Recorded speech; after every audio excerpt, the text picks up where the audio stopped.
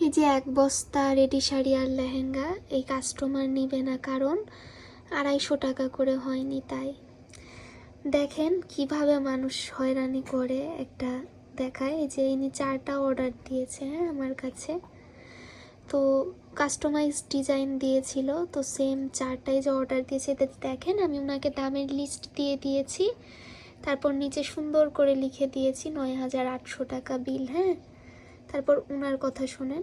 আপু delivery charge আমি 300 আপনার মোবাইলে পাঠাই, আর বাকিটা উনি কিন্তু ডেলিভারি চার্জ 300 বলেছে, কিন্তু আমাদের ডেলিভারি চার্জ হচ্ছে 150 টাকা। হ্যাঁ, কয়েকদিন কাজে আর বসতে পারবো, তো 150 টাকা ডেলিভারি চার্জ। উনি হচ্ছে এই যে অর্ডার দিল, তারপর আমি বানাইলাম, তো উনি পরবর্তীতে 150 টাকায় শুধুমাত্র আমাকে বিকাশ করেছিল। হ্যাঁ, তারপর দেখেন এই যে এতগুলো তৈরি করার পর যখন আমি ডেলিভারি করছি, এই যে ওনার অ্যাডভান্সটা বাদ দিয়ে, আমি অ্যাডভান্স উনি করেছে কিনা সেটাও চেক করিনি, পরে চেক করব আমার হাজব্যান্ড বাসায় আসলে। মনে হয় উনি অ্যাডভান্স করেনি, মানে উনি বলেছিল 300 পাঠিয়েছে, আমি ওটাই বিশ্বাস করে নিয়েছি। তারপর ওনার ভয়েসটা শুনেন।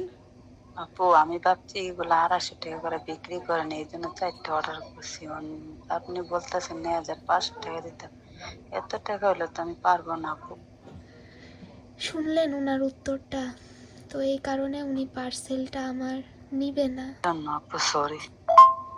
এই যে এখানে ছবি। আপু আমার ভুলের জন্য আমি আপনার দ্বারা সরি, মাফ চাই আপু।